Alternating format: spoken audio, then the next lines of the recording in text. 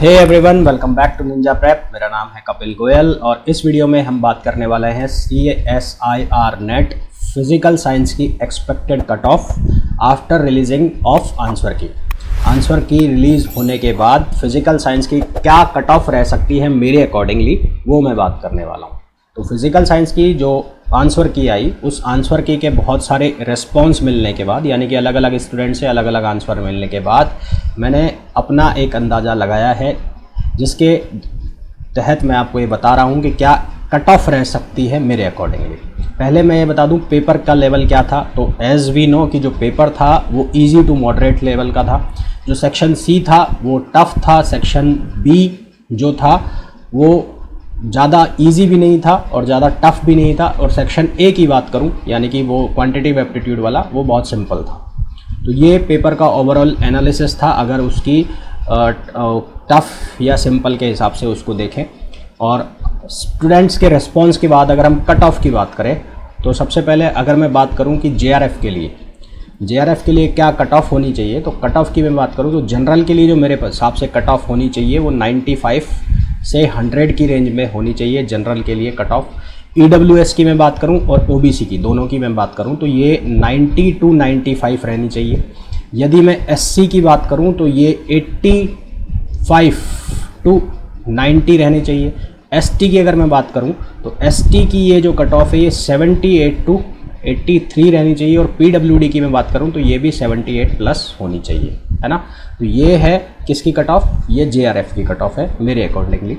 अगर मैं LS की बात करूं लेक्चररशिप की, तो लेक्चररशिप के लिए जो मेरे हिसाब से कट ऑफ होनी चाहिए जनरल की 88 टू 93, EWS OBC की 83 टू 88, SC की अगर मैं बात करूँ तो 75 टू 80, ST की बात करूँ तो 70 टू 75, PWD की बात करूँ तो 70 टू 75। तो ये कट ऑफ है मेरे अकॉर्डिंगली। तो हो सकता है इससे कम भी चली जाए, हो सकता है इससे ज़्यादा भी चली जाए, पर हर किसी का अलग अलग एस्टिमेट है, हर किसी का अलग अलग अनुमान है। किसी का सही लग जाता है, किसी का नहीं लगता है। तो मेरा ये है, हो सकता है कि सही चला जाए। तो देख लेना आप, इसके अकॉर्डिंग आपके नंबर आ रहे हैं तो कहीं ना कहीं आप मेरे अकॉर्डिंगली सेफ साइड में है। और रिज़ल्ट की बात करें कि कब तक रिज़ल्ट आएगा, तो मेरे समझ में 15 तारीख तक या 16 तारीख तक रिज़ल्ट आ जाना चाहिए, और उसके बाद आपकी जो भी प्रोसेस है बाकी की वो चालू हो जानी चाहिए।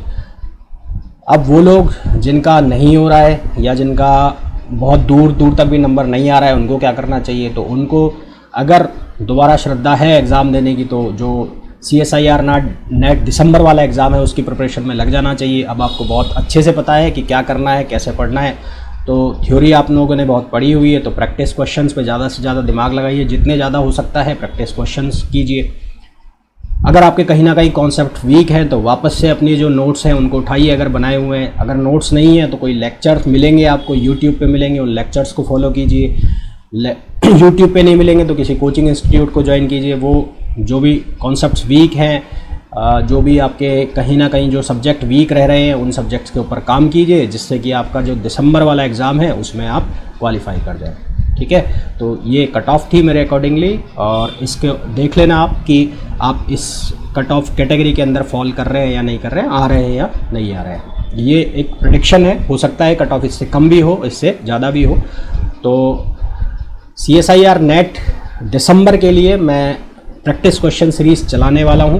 तो जिन लोगों को भी लगता है कि उनका इस वाले जो एग्ज़ाम के अंदर सिलेक्शन नहीं हो रहा है या कहीं ना कहीं वो लैग कर रहे हैं एग्ज़ाम में, तो जो दिसंबर वाला एग्ज़ाम है उसके लिए प्रिपरेशन कर सकते हैं मेरे साथ। बहुत जल्दी मैं उसके लिए प्रैक्टिस क्वेश्चन और कॉन्सेप्ट्स की जो सीरीज़ है वो मैं लाने वाला हूँ। यूट्यूब पर रहेगी, बिल्कुल फ्री रहेगी, कोई चार्ज नहीं रहेगा। तो उनको देखते रहिएगा और अपने जो प्रैक्टिस क्वेश्चंस हैं उनको इम्प्रूव करते रहिए, क्वेश्चंस हैं उनको इम्प्रूव करते रहिएगा, अपने जो कॉन्सेप्ट्स हैं उनको इम्प्रूव करते रहिएगा। तो अगर वीडियो को पसंद कर रहे हैं तो प्लीज़ वीडियो को लाइक कीजिए, शेयर कीजिए। चैनल पर नए हैं और अब तक सब्सक्राइब नहीं किया है तो प्लीज़ चैनल को सब्सक्राइब कीजिए।